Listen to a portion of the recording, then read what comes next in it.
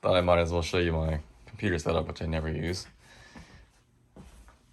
Thinking about getting the Odyssey G9, but I think I can make do with what I have for now. My right monitor is what I use for games, 180Hz Asus ROG Swift. Forgot the actual model number. And the others are just 60Hz, just generic, Asus. And I got a Dell up there. That's actually an IPS. So that one's used for my Discord and anything else like that. Anyway, anything with graphs. Simple desk. Got a Rocat with the proprietary switches on it. I don't recommend it, honestly. Especially this spacebar. And the A key stopped working on me maybe 5 months, 4 months in. It still works, but it doesn't work when I want it to work sometimes. If you're playing games, it's not a good thing. Yeah, 4 monitors set up. I have them back there on a, these two are on a rail system. Just, make sure there's no electrical components back behind your wall before you start drilling. But yeah, it's a rail system for monitors that I just ended up using for this in general. And this is my computer.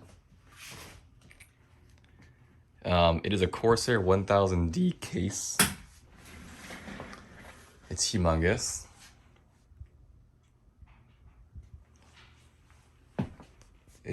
I'm not gonna go over all the specs, but there's over 13 fans, 140 millimeter fans in here. Well, 8 120 millimeter fans, and then there's a 140 back here for the exhaust.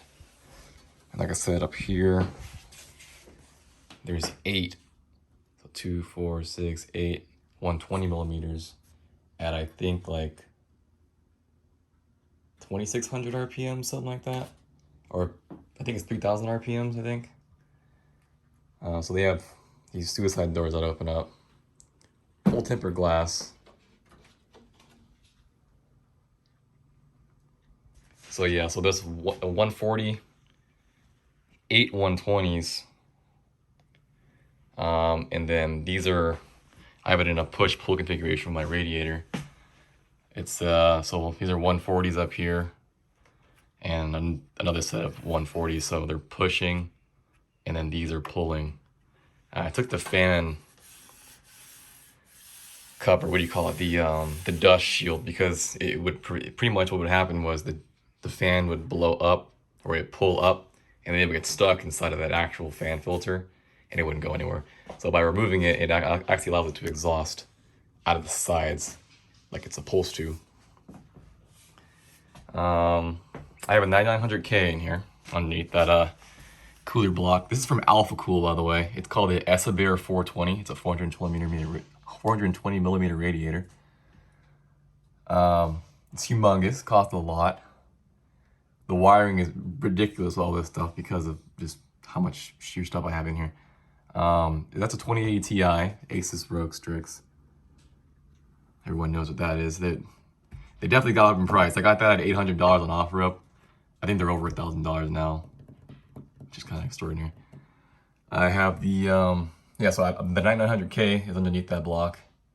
I have it overclocked to 5.3. I want to say 5.3 or 5.2.5 gigahertz, all cores, with all the power saving settings turned off, like Intel C State, stuff like that's off. And this is I forgot how many phases this motherboard has, but I'll have to get back to you on that. But it has a lot of phases. I want to say 16 phases. I'm probably wrong, maybe 12 or 16. I'm not really sure about that, but it has a lot of phases. So I'm able to actually use a lot of my power that I have coming from my I'm forgetting what I have in here now. I think it's a 1300 watt EVGA power supply, gold rated. So with those phases, I can actually just utilize almost all that power to push to that CPU and all the other components. That's why it's running at 5.3 without a problem.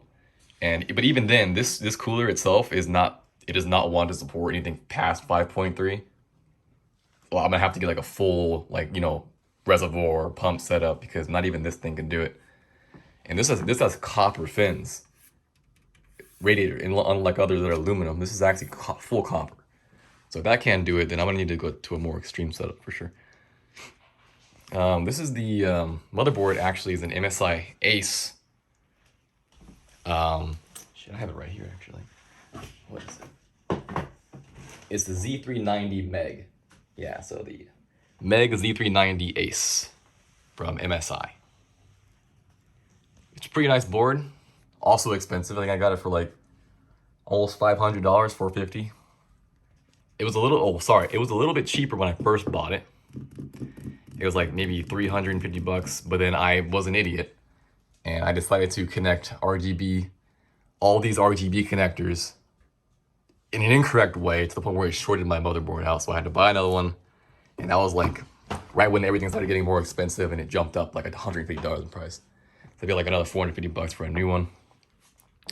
I sold the other one to a guy that knew how to fix them, so I gave him a good deal on it so he can resell it. Because I didn't want anything to do with it. The RAM. These are G.Skill Trident Royal Zs. They're two 32 gigabyte sticks at CL18 timing. So I have 64 in total. The motherboard maxes out at 128, so in the future I was going to get another two 32s so I can get 128 gigabytes of RAM. The speed is 3600 megahertz. I'm looking to get like 4200 eventually, or 4000. That'd be good enough.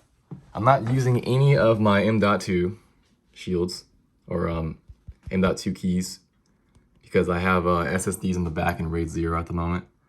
But I will look into getting some NVMe sticks, which are just much faster in general, you know. But RAID 0 is pretty close to it. This is a hard drive cage that you access from the other side, which I don't have anything in there right now currently. And that's pretty much it for the inside, I want to say. Let's see. Oh yeah, this motherboard, I really had to buy the motherboard around this case because, as you can see up here, let me take this stuff out right now. These are 4 USB 3.1 ports, and these are actually 2 USB-C type 3.1 port connectors. And not all motherboards, from my understanding, when I looked, they did not have 2 USB 3.1C outputs. It's just very rare. It's very uncommon to have it. This motherboard actually has it. So that worked out quite well for me. And that's a USB 3. Another USB 3 is actually down there. Focus. Right there below the graphics card, and these are the 2 Cs. So I had to get this board. It was either that or the Godlike, and the Godlike was like $550, almost $600 at the time. I can't justify that just for USB-C ports. But I bought the case before I bought the motherboard, so something had to happen. This case also supports dual PC configurations, so you can actually put a motherboard. You can put a motherboard right on top of that power supply cage, and it has a secondary power button located in the back, so you can turn your system on and off via the ITX button back here, also with the reset switch. Because I was thinking about running a server inside of this while I game instead of having to do a dedicated server and waste my RAM. But it never came down to that because I have a server rack in my garage that takes care of all that. Let's push this over. I have a rolling table because this thing weighs over 100 pounds. Way more over 100 pounds than I think. Some more suicide doors, which can be taken off on the hinges. And you have these more suicide doors in here that open up. I'll just open that up halfway. And this is the cable management, which I didn't try to do. But I mean, trying to do it would result in something looking kind of like this. So there are the 2 1 terabyte SU750s SSDs. They use 3D NAND flash technology. So pretty much a DRAM cache. So they're pretty fast. And I use hub splitters. So it goes state of power from the power supply, connects to this 10 fan hub splitter. So I can connect all these 15 fans that I have in my case, because there's no way a motherboard's gonna have 15 pinouts. And this right here is what I messed with to destroy my last motherboard. I don't know if it still works. I'm pretty sure it has circuit protection in it. And the power just got diverted from that onto my main board and fried the port. But that is from my understanding, that's an RGB pinout. So these are normal 4-pin pinouts. These are like the RGB pinouts. So that would connect all of my RGBs to power. I'm not going to explain exactly what happened in that regard, but I don't use it anymore. It just sits there. My other one is located over there. And then the Commander Pro, which I do not use. So that's just more pinouts for me to use if I really wanted to.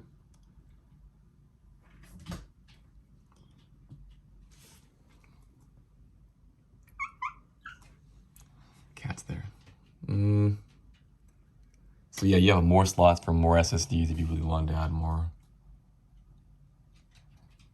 And that really is about it for the Corsair. It also has Wi-Fi, I'm pretty sure we all know that now. Yeah. So I showed you guys that. Have a good one.